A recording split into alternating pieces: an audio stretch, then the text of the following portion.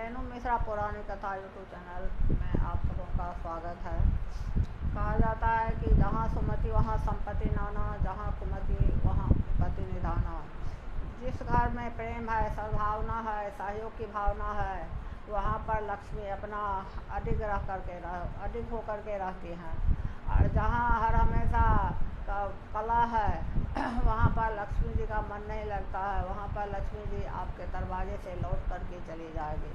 इसी तरह की एक कहानी मैं आप लोगों के सामने प्रस्तुत कर रही हूँ।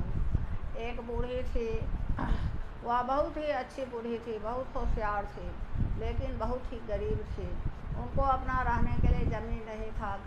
जरवा ज़मीन में एक छोटा सा झोपड़ी बना करके किसी तरह वह बूढ़ी बेचारी जीवन यापन करती थी।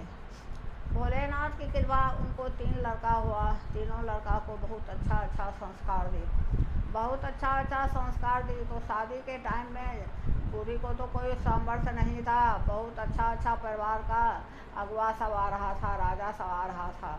बूढ़ी बेचारी कल जोड़ करके खराब हो जाती थी कि हम कहाँ गरीब और आप कहाँ राजा, और मेरे घर में जो आप अपने बेटी का शादी कीजिएगा तो मेरे घर में कैसे गुजारा होगा। जो उतना अच्छा मकान में रही है, उतना अच्छा से पालन पोषण हुआ है, वही झोपड़ी में कैसे रहेगी, उसका गुजारा नहीं हो पाएगा। हम जैसा हैं वैसा ही शादी करेंगे। लेकिन राजा साहब उनको बहुत किया कि प्रोत्साहित किया कि आप बहुत अच्छी हैं, मेरी बेटी चैन का ज़िंदगी जिएगी। होते हैं बातें, किसी तरह बूढ़ी को तैयार कर लिए। शादी हो गया बहुत बड़ा घर में बहुत बड़ा घर में शादी हो गया। तब राजा की बेटी आई, कुछ दिन बहुत अच्छी रही, फिर उनको अकड़ शुरू हो गया। बहुत प्रेम से रहने कुछ दिन रही, उसके बाद बहुत धीरे धीरे अकड़ शुरू हो गया। धीरे धीरे अकड़ शुरू हो गया तो बहुत अकड़ हो गया। लेकिन बूढ़ी बेचारी अपना सब कुछ बर्दाश्त करती थी, किसी के पास बोलती नहीं थी। तब बूढ़ी सोची कि हम दूसरा बेटा का भी शादी कर लेते हैं। फिर दूसरा बेटा का जब शादी की तो वो बहू जब कुछ दिन रही तो उसको तो बड़ी वाली से ज़्यादा अकड़ हो गया। तब फिर बूढ़ी बेचारी अपना बर्दाश्त कर रही थी, दोनों बहू का प्रताड़ना बर्दाश्त कर रही थी। तब बूढ़ी सोची कि हम तीसरा बेटा का भी शादी कर लेते हैं। बेचारी तीसरा बेटा का भी शादी कर ले। वो बहू भी अति लंकिनी आ गई।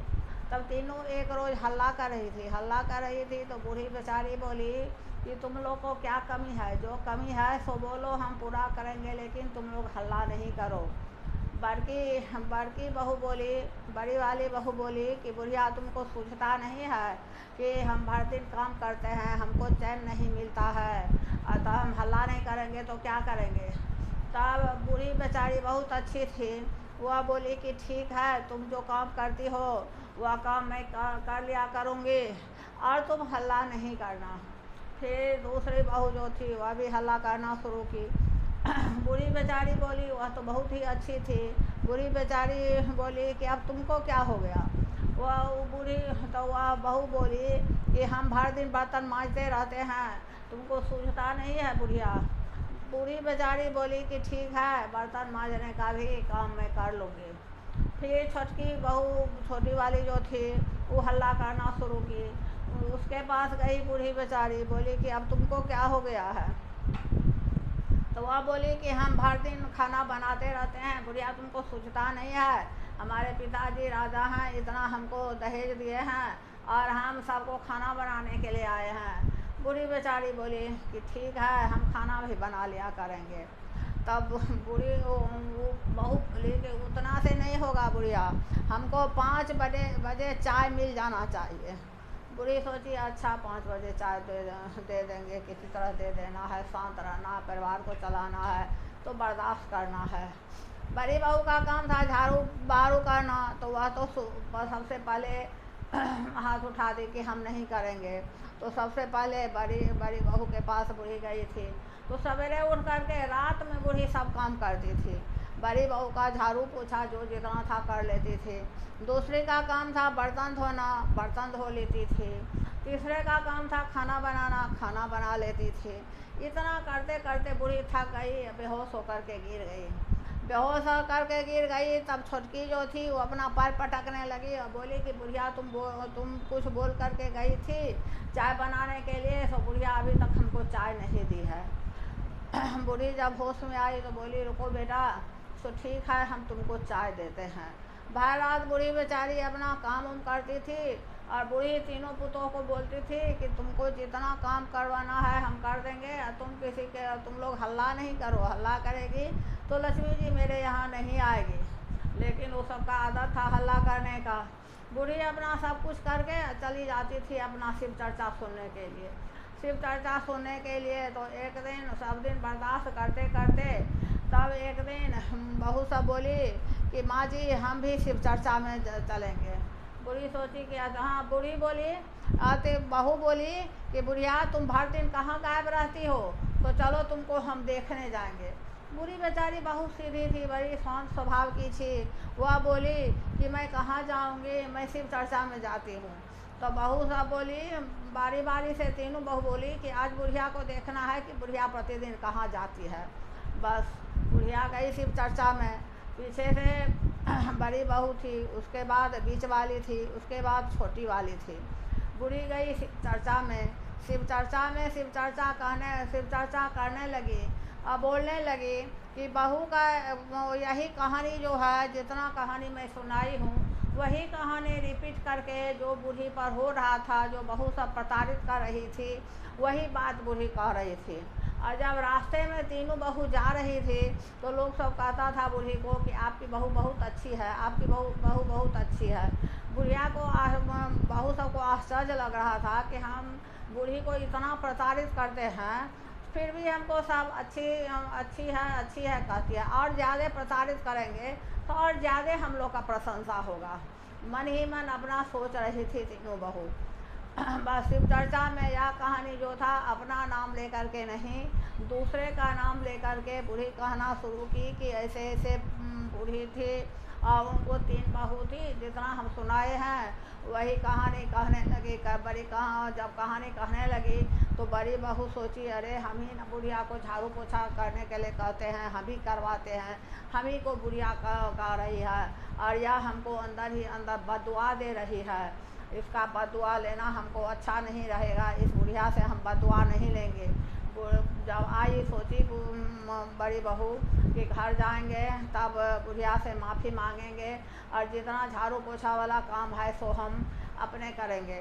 दूसरी बहू सोची कि या तो मेरे ही बारे में कह रही है, हम ही बर्तन धुलवाते हैं, यह तो बदुआ दे रही है, यहाँ पर स्टेज पर बैठ करके हमको बदुआ दे रही है।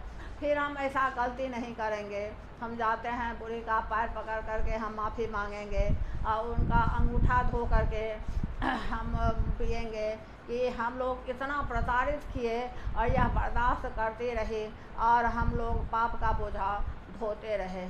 फिर तीसरी बहू जो थी वह भी सोची कि हम ही बुढ़िया को बोले थे खाना बनाने के लिए और चाय सबको पहुंचाने के लिए, हम ही को बुढ़िया खाना पहुंचाती थी और चाय पहुंचाती थी, ये तो हमको बदुआ दे रही है और सारा कर्ज जो है खाना बना करके अब हर रात ही बुढ़िया काम कर करके हम लोग पर कर्ज चढ़ा रही है और जितना हम लोग प्रताड़ित किए हैं वह तो सब पाप हम लोग पर चढ़ा है। अब हम लोग का पाप कैसे कटेगा? नहीं, बूढ़ी से माफ़ी मांगना चाहिए।